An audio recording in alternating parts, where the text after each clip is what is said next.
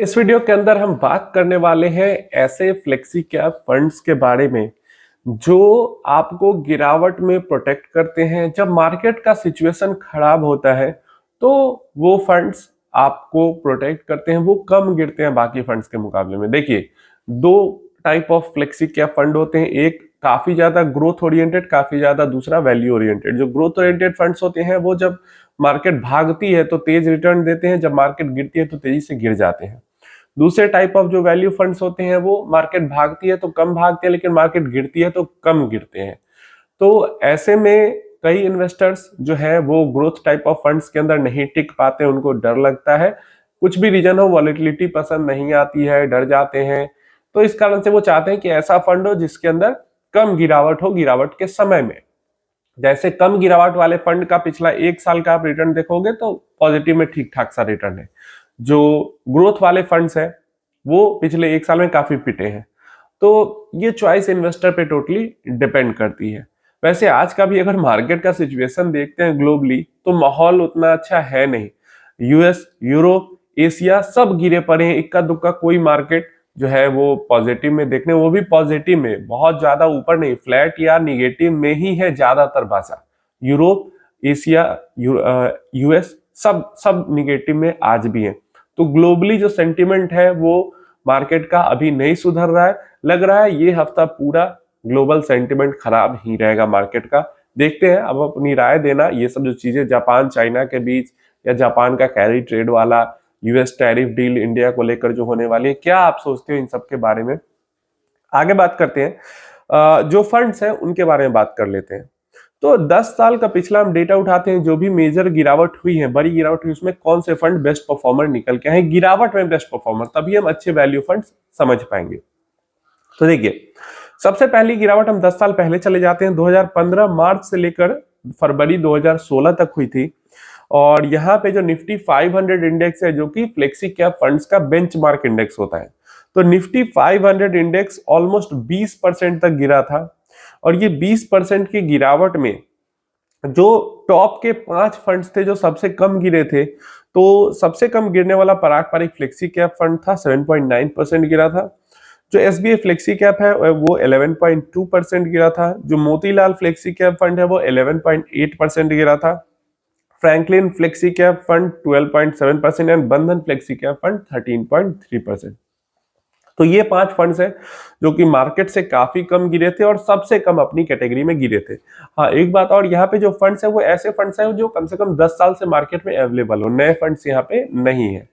तो इनमें से हम देख रहे हैं कि सबसे कम गिरने वाला फ्लेक्सी कैप फंड पारंपरिक फ्लेक्सी कैप फंड हो जाता है, जो कि बस 8% गिरा, जहां पे इंडेक्स 20% तक गिरी थी। ठीक है, सेकेंड एसबीआई हो गया। चलिए, अब दूसरी गिरावट जो हुई बड़ी, वो अगस्त 2018 से लेकर अक्टूबर 2018 तक हुई। और यहाँ पे इंडेक्स जो है वो 15.6% तक गिरा था। यहाँ पे भी टॉप परफॉर्मर जो रहा, जो सबसे कम गिरा, वो पारंपरिक फ्लेक्सी कैप 11.5% बस गिरा। सेकेंड नंबर पे क्वांट फ्लेक्सी कैप फंड 12% गिरा। थर्ड नंबर पे एलआईसी म्यूचुअल फंड का फ्लेक्सी कैप फंड 12%, ये भी गिरा। यूनियन फ्लेक्सी कैप फंड 13% गिरा and HDFC flexi cap fund 13.8% गिरा। तो ऑलमोस्ट अगर आप देखोगे 2015 की गिरावट में जो फंड ने अच्छा किया था, उसमें से बस एक फंड पारंपरिक फ्लेक्सी कैप फंड जो 2018 में भी अच्छा किया, नहीं तो बाकी सारे फंड चेंज हो गए अच्छा करने वाले 2015 से 2018 में।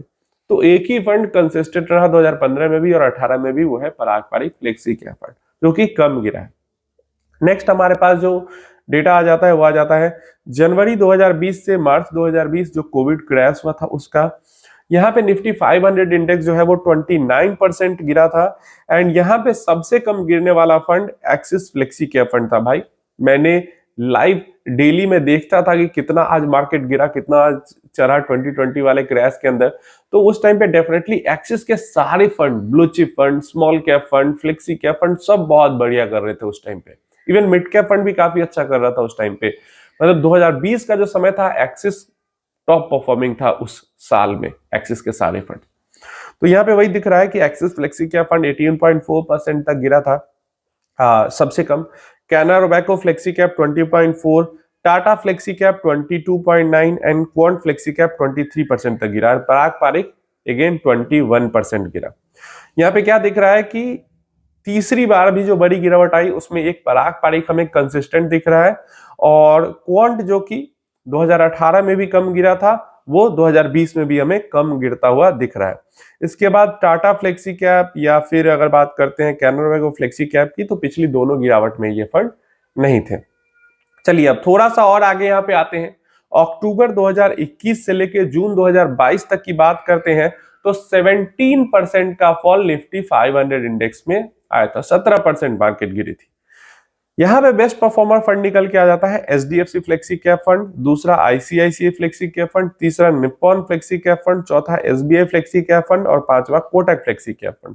यहाँ पे 2022 वाला जो टोटल था समय, समझो 2021 से 22 तक का जो समय था, वहां पे हमें पराग पारिक फ्लेक्सी कैप फंड इस गिरावट में अच्छा करता हुआ नहीं दिख रहा है। और मुझे याद भी है कि इस टाइम पीरियड में पराग पारिक का परफॉर्मेंस थोड़ा सा डल हो गया था, और इसका एक रीजन भी क्या था कि पराग पारिक के अंदर थोड़ी सी चेंजेस उस टाइम पे, क्योंकि फेब 2022 के अंदर जो ये लिमिट हिट वाला इंटरनेशनल होल्डिंग का ये जो सिचुएशन आ गया था, उसके कारण सेबी की तरफ से काफी गाइडलाइंस आ रही थी, तो इन्वेस्टमेंट के अंदर काफी ज्यादा चेंज करना पड़ रहा था। कुछ टाइम के लिए इनफ्लो भी पराग पारिक ने बंद किया था फ्लेक्सी कैप फंड के अंदर, क्योंकि उस टाइम पे अगर फरवरी 2022 से पहले अगर देखते हो तो ऑलमोस्ट 25-30% तक टच करता था पराग पारिक फ्लेक्सी कैप फंड का इंटरनेशनल होल्डिंग, क्योंकि 2022 फेब में जब ये हुआ तो उसके बाद बंद हुआ इन्वेस्टमेंट, फिर चालू हुआ इन्वेस्टमेंट, फिर इन्होंने इनका घटता गया, क्योंकि इंडिया के अंदर इन्वेस्टिंग बढ़ती गई तो घटता गया, तो वहां पे काफी सारे चेंजेस हुए थे। तो हो सकता है इसके कारण हो या जो भी रीजन हो, लेकिन यहाँ पे पराग पारिक हमें अच्छा करता हुआ नहीं दिखा। यहाँ पे कौन कौन से फंड रिपीट हुए हैं? एसबीआई फ्लेक्सी कैप फंड एक बार रिपीट हुआ, जो कि सबसे पहला 2015 की गिरावट में अच्छा किया था। उसका 2018 की गिरावट में एचडीएफसी फ्लेक्सी कैप फंड ने अच्छा किया था, तो वो यहाँ पे रिपीट हुआ है बस, और जो फंड्स है वो न्यू ही है।